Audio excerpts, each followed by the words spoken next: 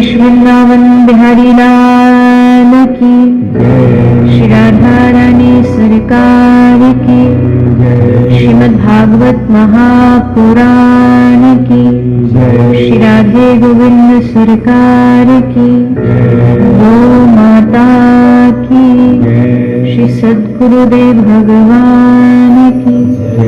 जय जय श्री राधे, जय जय श्री राधे, जय जय श्री राधे।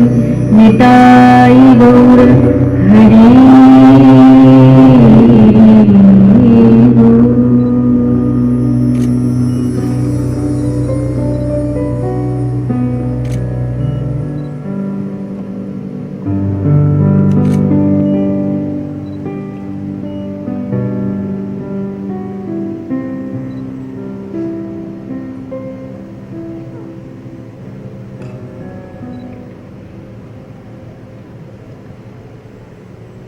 आइए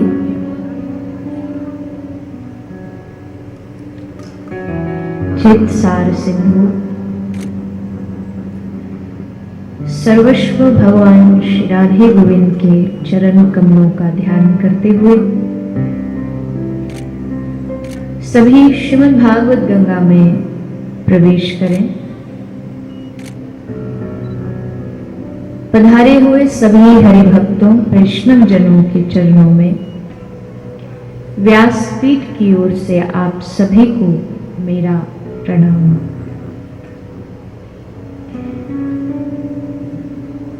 आज आप हम सभी श्रीमद् भागवत कथा के पंचम दिवस में प्रवेश कर रहे हैं। विगत 4 दिनों में आप हम सभी ने भगवान की कई अवतारों की कथाओं को श्रवण पान किया।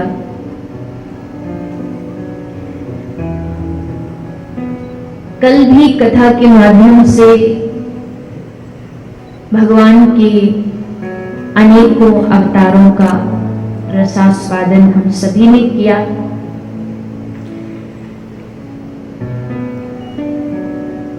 किसी ने पूछा कि भगवान क्यों आते हैं, भगवान के अवतार लेने का क्या कारण है। तो शास्त्र एक स्थान पर तो ये भी कह रहा है, यदा यदा हि धर्मस्य ग्लानिर्भवति भारत, जब जब होई धर्म की हानि, जब जब धर्म का विनाश होता है, अधर्म का बोलबाला होता है, तब तब भगवान अवतार ग्रहण करते हैं। ये बात सत्य है। लेकिन अगर केवल अधर्म के बढ़ने पर ही भगवान अवतार लेते, धर्म की हानि होने से भगवान अवतार लेते, तो हर भक्त यही चाहेगा कि हम ज्यादा से ज्यादा अधर्म करें ताकि जल्दी भगवान का अवतार हो। धर्म की हानि करें तभी तो हमारे भगवान अवतार लेंगे। इसलिए भगवान के अवतार के लिए तो ज्यादा से ज्यादा धर्म करना चाहिए, तभी भगवान अवतार लेंगे। तो यहां नुकसान सोचा जाएगा धर्म का। तो इसका समाधान महापुरुष ये देते हैं कि भगवान अधर्म जब बढ़ता है, दुष्ट जब बढ़ते हैं, दुष्टों का उद्धार करने के लिए भगवान आते हैं पृथ्वी पर, किंतु केवल दुष्टों का उद्धार करना भगवान का लक्ष्य नहीं होता है। मान लीजिए रावण ही हुआ, अगर रावण को मारना ही था तो उनको राम बन के ही आने की क्या आवश्यकता थी। भगवान राम किसी भी अपने दूत को भेज देते, युद्ध करके रावण को हरा देता, मार देता। कंस को ही मारना था तो भगवान तो छोड़िए, भगवान के दूतों में भी ये शक्ति है कि वो इन दैत्यों को मार सकते। उसके लिए भगवान को ही अवतार क्यों लेना पड़ा। तो कहा कि ये पापियों को उद्धार करना, इनको मारना, दैत्यों को मारना, ये सब तो बहाना है। असल में जो भगवान का उद्देश्य इस पृथ्वी पर होता है आने का, वो होता है जो जन्मों जन्मों से भक्त उनकी भक्ति में प्रतीक्षा कर रहे हैं, उन भक्तों को दर्शन देना, उनको अपना बनाने के लिए श्री ठाकुर जी धरती पर अवतार लेते हैं। असली उद्देश्य भक्त होते हैं, दैत्य नहीं होते, दुष्ट नहीं होते। केवल दुष्टों के लिए भगवान नहीं आते। जैसे उदाहरण के लिए कोई आदमी अमेरिका में रहता है, एक घर उसने यहां भारत में हैदराबाद में भी खरीद के रख रखा है। कोई रहता नहीं है उसमें, ताला लगा रहता है, एक फ्लैट है। तो उस व्यक्ति का एक दोस्त हैदराबाद में रहता है, तो वो हैदराबाद वाला दोस्त उस अमेरिका वाले दोस्त को, मित्र को कहता है कि भैया तुम्हारा घर ऐसे ही बंद पड़ा रहता है, बड़ी गंदगी हो गई, आ जाओ कभी बीच बीच में, थोड़ा उसको साफ सफाई करवा जाओ। तो कहता है वो आऊंगा भैया आऊंगा, अगले साल आऊंगा, फिर अगले साल आऊंगा, ये कहता रहता है। पर एक दिन जो भारत वाला मित्र है उसकी बेटी की शादी है, तब उसने अपने अमेरिका वाले मित्र को निमंत्रण दिया कि अब तो आना ही पड़ेगा। तो अमेरिका वाला मित्र अपने मित्र की बेटी की शादी में हैदराबाद आ गया। आया किसके लिए है?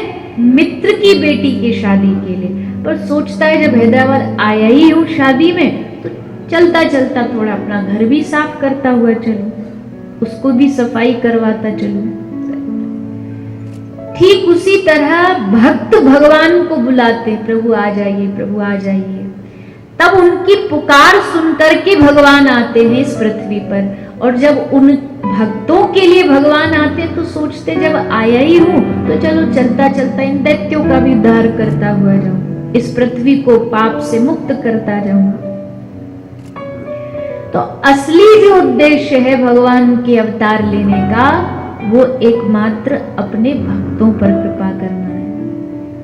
बताइए कृष्ण अवतार नहीं होता तो सोच के देखिए, जिनके प्राण हैं श्री कृष्ण, उनका क्या होता? हम जैसे भक्त, हम किसकी कथा गाते बताओ? अगर कृष्ण कथा नहीं होती हमारे पास तो किसकी कथा गाते? 7 दिन बैठ के आपको थोड़ी अपनी कथा थोड़ी सुनाएंगे। हमारी कथा होगी तो 5 मिनट में बोर भी हो जाओगे। जैसे नेताजी आते हैं ना, तो नेताजी के भाषण में क्या होता? अपनी कथा होती है। हमने पिछले साल ये कर दिया, हमने सड़क बनवाई, रोड बनवाई। तो उनमें जो ताली बजाने वाले भी लोग होते हैं ना, उसमें भी नेताजी का एक आध बीच में बैठा रहता है, वो इशारा करके ताली बजाता, तब पब्लिक को पता चलता हमें भी ताली बजानी है। क्योंकि पब्लिक को पता है जो बोल रहे हैं कोरे वादे हैं, होना जाना कुछ नहीं। लेकिन जब भगवत कथा कोई सुनने, कई बार लोग पूछते हैं, अजी ये भागवत वही पुरानी भागवत, कभी क्या बोर नहीं होते, इससे थकते नहीं? भगवत कथा कभी थकान नहीं दे सकती, ये बात जो भगवत रसिक है वो जानते हैं। भगवत कथा कभी थकान नहीं दे सकती। पायो परम विश्राम, दुनिया में भले आप थके घूमो, लेकिन एक ये भगवान की कथा ही है जो आपको शांत करा देती, आपको एकदम विश्राम वाले मोड में ले आती है। एक तो कुछ लोग अंदर वाले विश्राम मोड में आ जाते, कुछ ओरिजिनल विश्राम मोड में आ जाते हैं। कई लोग कहते हैं, अजी क्या फायदा आपकी कथा में जाके तो आप सो जाते हो, कोई लाभ थोड़ी रहा। मैं तो कहती हूँ कथा में आके सो भी जाओ तो भी कोई दिक्कत नहीं, आ जाओ, बस आ जाओ, बैठ जाओ। 1 दिन सोगे, 2 दिन सोगे, 3 दिन नींद आएगी। श्री सुखदेव जी के श्लोकों में इतनी शक्ति है, व्यास जी के शब्दों में इतनी ताकत है कि एक ना एक दिन वो हमको माया से जगा करके रहे। उठ जाग मुसाफिर भोर भई, अब रैन कहाँ, जो सोवत है, जो सोवत है सो खोवत है, और जो जागत है सो पावत है। तो नींद भी आ जाती तो भी घबराओ मत, चिंता की कोई बात नहीं।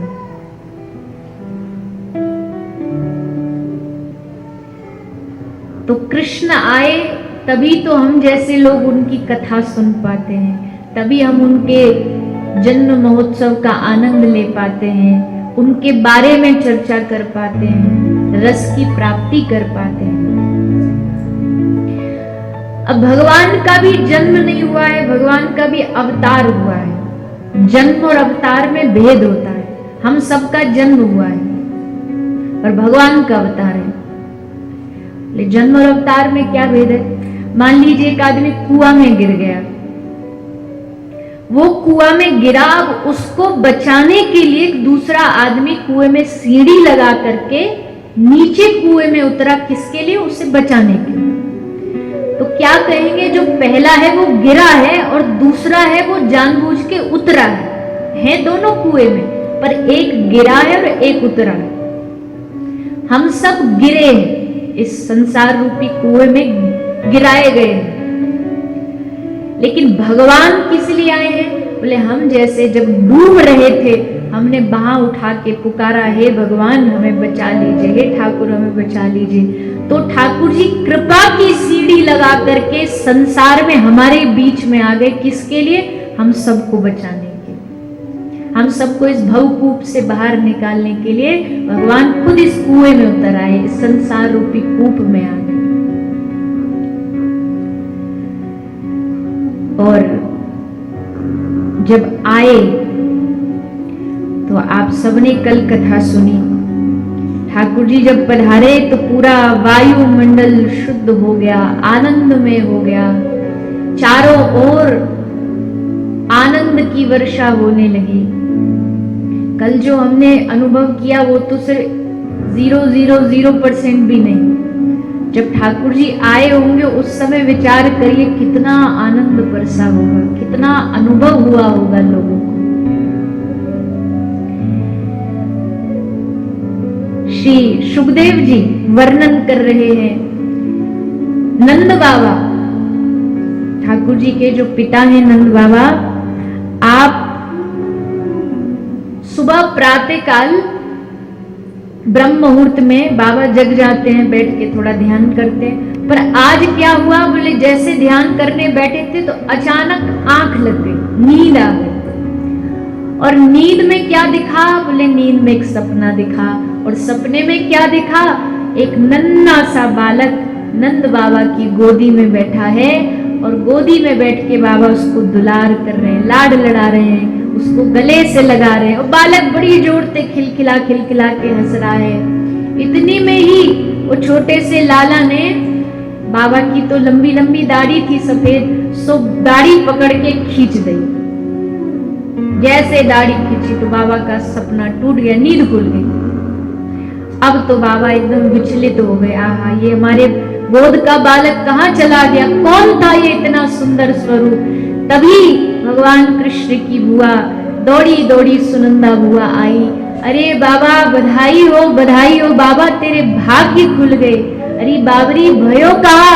बोले बाबा तेरे घर नीलमणि के समान चमक तो भयो, लाला भयो है। जैसे बाबा ने सुनी, आहा, बाबा खूब नाचे, खूब नाचे। आयु नहीं थी बाबा की नाचने योग्य, पर लाला को जन्मे तो यहाँ तो क्या ही कहें। और आकर के बाबा ने खूब दान लुटानो, बधाई लुटानो आरंभ कर दियो। सुखदेव जी वर्णन करते हैं, धेनुनां यूते प्रादान विप्रलेभ्यः समलंकृते। बाबा दान दे रहे हैं, किसका दान दे रहे? धेनु नाम, गाय। पर गाय भी कैसी? बोले समलंकृते। कोई भी गाय बाबा ऐसी दान नहीं कर रहे हैं, हर गाय का सुंदर श्रृंगार किया गया है, सबके सींगों पर बढ़िया बढ़िया सुंदर सोना चांदी से मढ़ाई गई है, वस्त्र उड़ाए गए हैं, और फिर उन गैयाओं को बाबा दान कर रहे हैं। और सुखदेव जी ने बार बार नंद बाबा के लिए महात्मना शब्द का उपयोग किया। महात्मना मतलब अति उदार चित्त, जिसका चित्त बड़ा उदार हो, जो सब पर दया करना जानता हूं। तो क्या हुआ आज नंद महल में? नंद जुबालन आ पकड़े, दहे लोगन नाचन को बिबसाए, लोग भरे दसी फेट चले,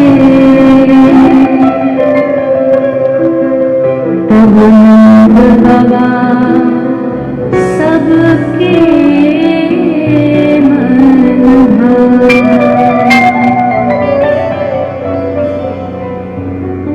नाचत देख के नंद बाबा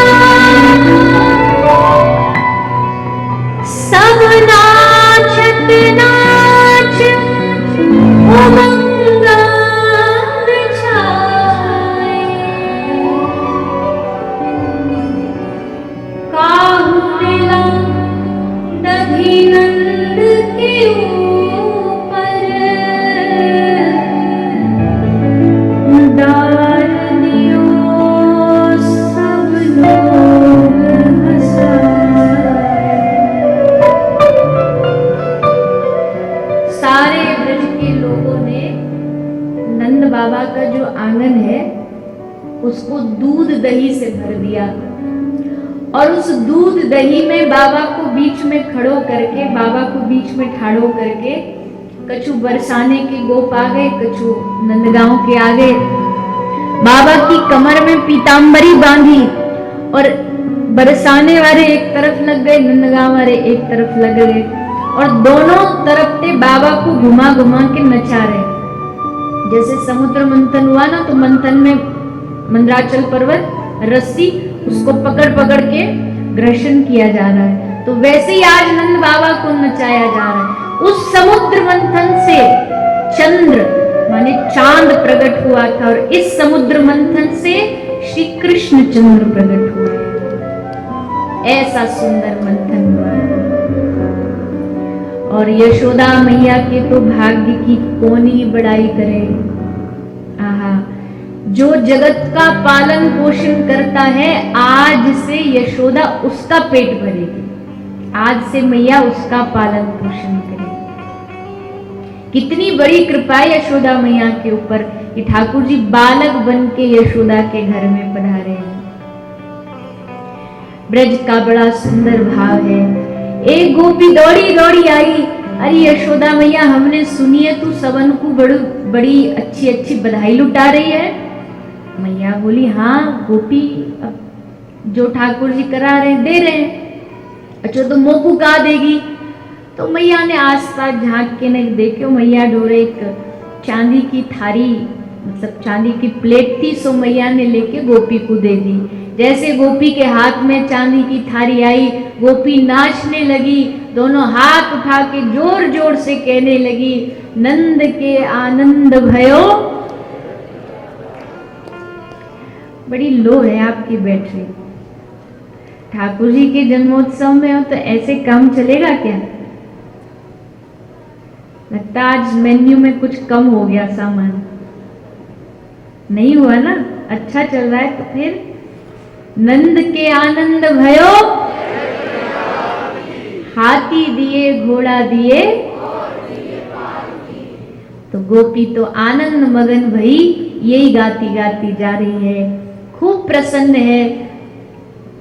ऐसी ब्रज की जो गोपियां हैं, इन सबन को पता ही कि मैया गर्भवती है, तो लाला कभी भी है जाएगा। सो मैया ब्रज की सारी मैयाओं ने पहले से ही अपने यहाँ सुंदर सुंदर घाघरे बनवाए, सुंदर सुंदर आभूषण बनवाए, तो उन्हीं आभूषण को पहन के नाचती नाचती जा रही है। नंद के आनंद भयो, जय कन्हैया लाल की। तभी एक गोपी आई, बोली सखी कहाँ ते आ रही है? तो बोली नंद महल ते आ रही हूँ। कहाँ लेके आ रही है बधाई में? बोले ये देखो चांदी की थाली लेके आ रही हूँ। तो दूसरी सखी हंसती हुई बोली, अरे सखी तू तो हानि में चली गई, तेरी तो हानि है गई। बोले कहाँ हानि है गई? बोले तू चांदी की थाली लेके इतनी खुश है रही है, नाच रही है, गा रही है, चांदी तो मिली है, मेरे जैसे सोनो थोड़ी मिलो, देख मेरे गले में सोने को हार रही हूँ, मैया ने दियो बधाई में। अरे हमको चांदी तुमको सोना, ये तो बड़ा भारी धोखा हुआ हमारे संग। गोपी बोली रुको अभी जाती हूँ, मैया को शिकायत करके आती हूँ, भेदभाव क्यों कर रही है मैया? तुरंत दौड़ी आई, अरे मैया देखो तुमने वास सखी को तो सोने को हार दियो, हमको चांदी में ही निपटा दियो, ऐसो क्यों? तो मैया बोली अरे सखी मैंने कोई जानबूझ के थोड़ी दियो, जो आ टाइम हाथ आ वो सो मैं तो लुटा रही, तो कुछ सोने को हार चाहिए ये बोल। हाँ मैया मुझको कुछ सोने को चाहिए, ले मैया ने सोने को हार दे दियो।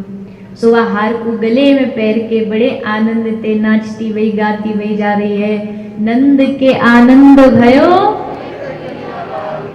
हाथी दिए घोड़ा दिए,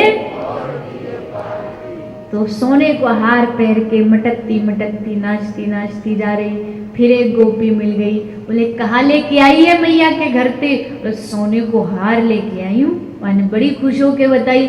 दूसरी बोली अरे तू तो घाटे में चली गई। बोले कैसे घाटे में चली गई? बोले तू सोने के हार में खुश रह रही है, देख मैया ने हमको डायमंड सेट दियो है, असली हीरानु को हार दियो है, 9 लाख का हार दियो है। अच्छा ये बात, फिर धोखा हमारे संग। फिर वापस आई, अरे मैया वाकू तो तेने हीरा दियो हमको सोनो। मैया ने फिर वाकू हीरा दे दियो, लेकिन तू राजी रहे बस, आज लाला को जन्म है, आज दुखी है के मत जा, जामे सुखी मिले तू वो सामान ले। सो हिरन को हार लेके नाचती गाती हुई जा रही है, नंद के आनंद भयो। फिर एक गोपी मिल गई, गोपी ने कहा मिलो? बोले हिरन को हार मिलो। अरे तू तो घाटे में चली गई। बोले क्यों? जा हिरन के हार को तू पहन के इतरा रही है ना, ये हार भैया मोह को दे रही थी पहले, पर मैंने मना कर दी लेने से। क्यों? मैंने कही मैया ये तो नकली हीरा है, असली हीरा तो कोई और है। बोले असली हीरा कौन है? मैंने कही मैया असली हीरा तो तेरी गोदी में सो रहे हो है, वह लाला को बस एक बार मेरी गोद में दे दे, यही मेरी बधाई। वो ये नकली हीरा नहीं चाहिए, ये तू अपने पास रख। अब जैसे सखी ने सुनी वो भी दौड़ भाग के आई, अरे ओ मैया यशोदा मैया ले अपनो नकली हार तू ही रख।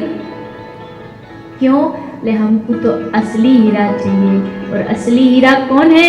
ये तो मैया तेरो लाला है, या लाला को एक बार हमारी गोद में दे दे। बस मैया ने लाला को गोद में दियो, सखी ने लाला को गोद में लियो, और बस जैसे लाला को देखो सो वही झरझर झरझर अश्रु बहने लगे। आहा आज जन्म जन्म की प्रतीक्षा हमारी पूरी हो गई, आज जीव को श्री ठाकुर जी के साक्षात दर्शन हुए, रोम रोम सखी का खिल उठा, आनंद हो गया। चारों तरफ ब्रज में आनंद की वर्षा हो रही है, प्रेम बरस रहा है, स्वर्ग भी फीका। इस ब्रज के रस के सामने स्वर्ग भी फीका, सारे देवता स्वर्ग छोड़ छाड़ के आ गए गोलोक में, गोकुल में ठाकुर जी का दर्शन करने के लिए। वैकुंठ वाला खुद छोड़ करके ब्रज वासी बन गए।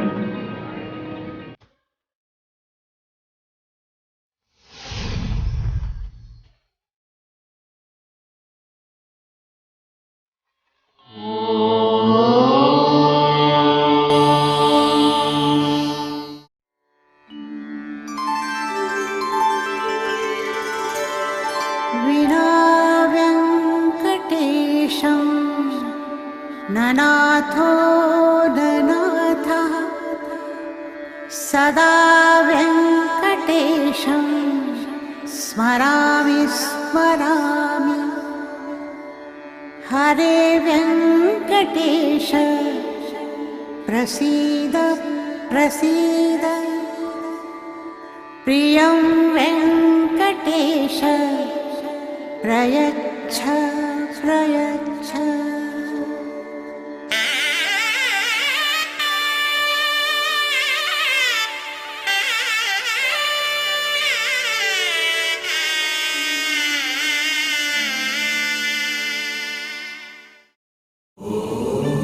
नमो